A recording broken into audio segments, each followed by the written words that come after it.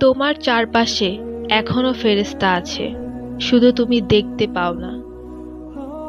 তুমি কি জানো, মানুষ কখনোই একা থাকে না।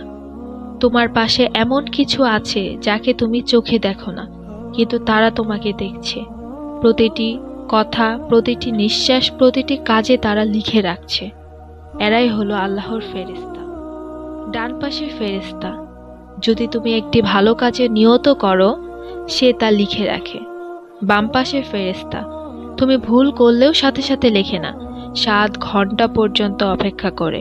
যদি তুমি তওবা করো, ভুল মুছে যায়। এটা কি অবাক করার মতো না? যখন তুমি কাউকে গোপনে দোয়া দাও, তখন ফেরেশতা তোমার জন্য একই দোয়া করে।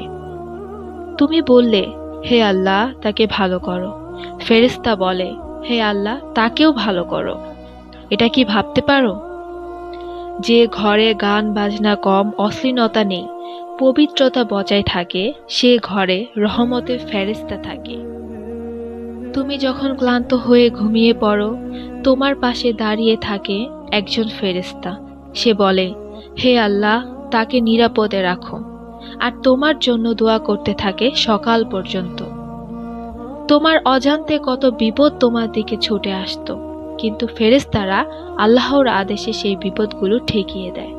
তুমি ভাবো বাঁচলাম, আসলে বাঁচিয়ে দেয় তোমার রক্ষাকারী ফেরেশতা। দুনিয়ার মানুষ একা নয়, আল্লাহর ফেরেশতা সবসময় তোমার সাথে থাকে।